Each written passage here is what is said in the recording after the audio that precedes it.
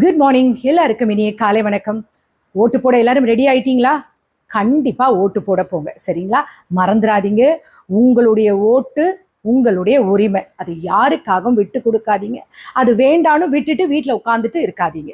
சரி, இன்னைக்கு என்ன டாபிக் பற்றி பேச போகிறோன்னா, நம்ம வீடு சரியா இல்லைன்னா சமூகம் மாறணும்னு நமக்கு எப்படி சொல்கிறதுக்கு உரிமை இருக்குது. சமூகம் மீன்ஸ் சமுதாயம். நம்ம எல்லாரும் அடிக்கடி ஒரு டைலாக் சொல்லணும்ல, இந்த சொசைட்டி தாங்க சரியில்லை அப்படின்னு ரொம்ப ஈஸியாக சொசைட்டி மேலே பிளேம் போட்டுருவோம்ல. உங்கள் வீட்டில் எல்லாம் ரொம்ப சரியாக இருக்கா? உங்கள் வீட்டில் உங்களுக்கு ரெஸ்பெக்ட் இருக்கா? உங்கள் வீட்டில் உங்களுக்கு அமைதி இருக்கா? உங்கள் வீட்டில் உங்கள் பிஹேவியர் சரியாக இருக்கா? வெளியில் நீங்கள் ரொம்ப நல்லவராக இருக்கிறது ஈஸியான விஷயம்தான். வீட்டில் நீங்கள் நல்லவராக இருக்கிறதா கொஞ்சம் ரியல் டெஸ்ட். கரெக்ட் தானே? இல்லையா? நம்ம வீட்டில் சேஞ்ச் இல்லைன்னா சொசைட்டி எப்படிங்க சேஞ்ச் ஆகும்? இதுதான் இன்னைக்கு நம்ம வீடியோவில் பார்க்க போகிற விஷயம். கொஞ்சம் உண்மை கசப்பாக தான் இருக்கும், பட் அதை நீங்கள் அக்செப்ட் பண்ணி தான் ஆகணும். இந்த வீடியோ முடிகிற வரைக்கும் ஸ்கிப் பண்ணாமல் பார்த்தீங்கன்னா ஒருவேளை உங்கள் மைண்ட் செட்டில் ஒரு சின்ன சேஞ்ச் ஆகலாம். அதுக்கு நான் கொஞ்சம் கேரண்டி கொடுக்குறேன். நம்ம எல்லாரும் ஒரே கேரக்டர் இல்லையா? நெய்பர் ஹவுஸில் ஃபைட்டுனா முதல்ல நம்ம என்ன பண்ணுவோம்? எல்லா சேனலையும் ஆஃப் பண்ணிட்டு நம்ம காதை கைட்டி அங்கே வச்சுட்டு அதை தான் நம்ம கேட்டுட்டு இருப்போம். நம்ம வீட்டில் சண்டைனா உடனே நம்ம என்ன பண்ணுவோம்? டோரெல்லாம் க்ளோஸ் பண்ணி கதவை மூடிடு, யாரும் கேட்டக்கூடாது, மெதுவாக பேசு அப்படி சொல்லுவோம் தானே? இல்லையா? வாட்ஸ்அப் ஸ்டேட்டஸில் பி கைண்டுன்னு சொல்லுவோம். ரியல் லைஃப்பில் கைண்டாவாக இருக்கும். ஜஸ்ட் ஒரு டீ தாங்க லேட்டானால் கூட நம்ம அம்மாவாக இருக்கட்டும், ஒய்ஃபாக இருக்கட்டும், யாராக இருந்தாலும் சரி, அவ்வளோ கோவம் வருது, அவ்வளோ பஸ்ட் அவுட் ஆகிடும்ல. இன்ஸ்டாகிராம் கேப்ஷனில் ஃபேமிலி இஸ் மை எவ்ரி திங்னு போட்டிருப்போம். ஆனால் வீட்டில் எல்லாம் சுத்தம் வேஸ்ட். என்ன கோபம்! ஒரு 2 மினிட்ஸ் அவங்க பேசுறத காது கொடுத்து கேட்குற அளவு கூட நமக்கு பொறுமை இல்லை. எந்த நேரமும் ஃபோன் தான். நம்ம பிஸி பிஸி பிஸி. அது கூட நமக்கு பொறுமை கிடையாது. வெளியில் ஸ்மைல், வீட்டில் ஆட்டிடியூட். நம்ம வெளியில் ரொம்ப நல்லவராக ஆட் பண்ணுறோம். வீட்டில் ஒரிஜினல் கேரக்டர் என்னன்றது தெரியும் பார்த்தீங்களா? அதுதான் உங்களுடைய ரியல் ஃபேஸ், இல்லையா?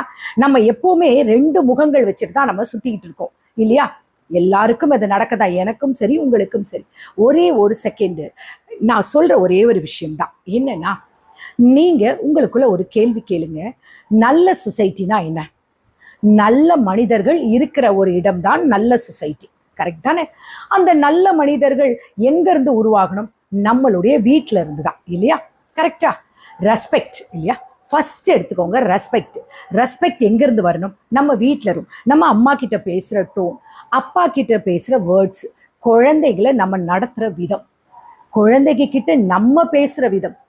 நம்ம குழந்தைங்க தானே, நம்ம அம்மா தானே, நம்ம மனைவி தானே, எப்படி நம்ம பேசுகிறோம்? அப்போது நம்மளுடைய ரியல் கேரக்டர் வெளியே வந்துடுதில்ல. 2வது விஷயம் என்ன தெரியுமா? குழந்தைகள்லாம் எப்போவுமே எப்படின்னா காப்பி பண்ண தான் செய்வாங்க. அவங்க நம்ம சொல்கிறது அவங்களுக்கு புரியாது. அவங்க நம்ம என்ன நடக்கிறோமோ அதுதான் அவங்களுக்கு புரியும். நீங்கள் என்ன சொல்கிறீங்களோ அவங்க கவனிக்க மாட்டாங்க. ஆனால் நீங்கள் என்ன பண்ணுறீங்கன்றது தான் அவங்க பார்ப்பாங்க. அதை தான் அவங்க ஃபாலோ பண்ணுவாங்க. 3வது என்ன தெரியுமா? ஸ்மால் ஹேபிட்ஸ் தான் ரொம்ப பெரிய இம்பேக்டை கொடுக்கும். ஒரே ஒரு தேங்க்யூ, ஒரு சாரி, சாப்பிட்டியா, இன்னைக்கு என்ன பண்ண, இன்னைக்கு எல்லாமே உனக்கு ஓகேவா அப்படின்னு யோசிப்போம். பட் அது உங்களுக்கு சாதாரண வார்த்தைகளாக தோணும். கிடையாதுங்க. அது எல்லாமே பவர்ஃபுல், ஒரு ஸ்ட்ரென்த்தான வேர்ட்ஸ்.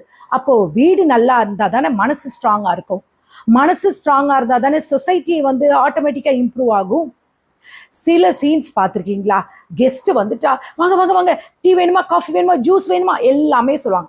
கெஸ்ட்டு போன பிறகுல இவங்கள அவங்க வந்தால் கண்டிப்பாக அவங்களுக்கு காஃபி வேணுமா, வச்சிருந்த கொஞ்சோண்டு பால், நீ பாட்டுக்கு அவங்கள வர வச்சுட்டு வேறு வழி இல்லாமல் காஃபி போட்டேன், இல்லைன்னா அந்த ஜூஸை கொடுத்துட்டு எல்லாம் போச்சு சொல்கிறோம் தானே?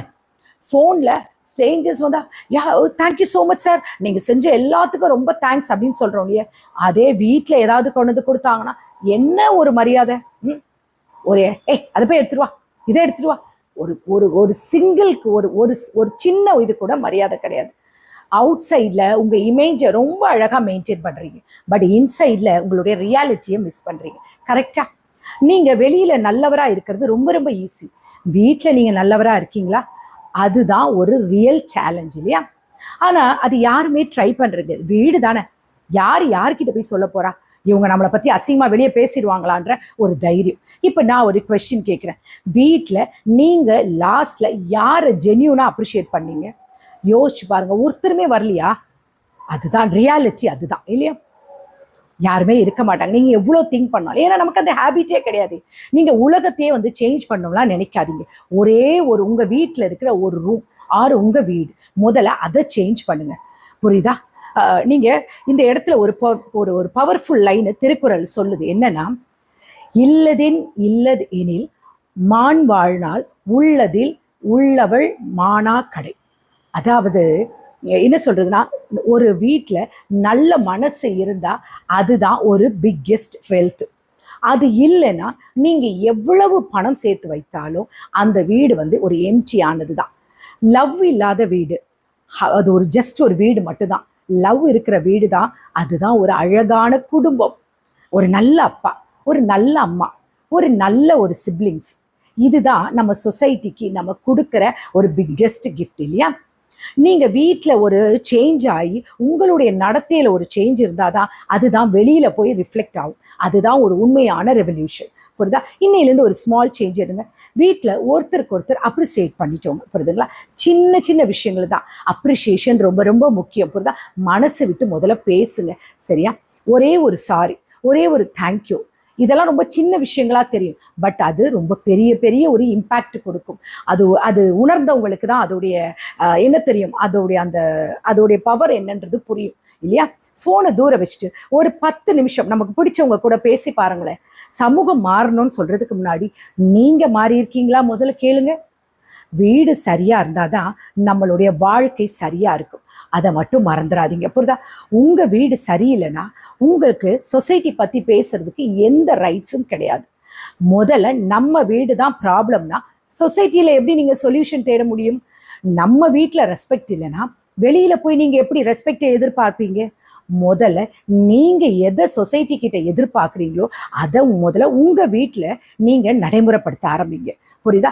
உங்க குடும்பத்தில் ஆரம்பிங்க, உங்க சொந்த பந்தங்க கிட்ட ஆரம்பிங்க, உங்க ஃப்ரெண்ட்ஸ் கிட்ட ஆரம்பிங்க, அதுக்கப்புறம் சொசைட்டி கிட்ட ஆரம்பிக்கலாம். நம்ம சொந்தம், நம்ம குடும்பம், நம்ம நண்பர்கள், நம்ம சுற்றம், இதெல்லாம் சேர்ந்தது தானே நம்ம சொசைட்டி.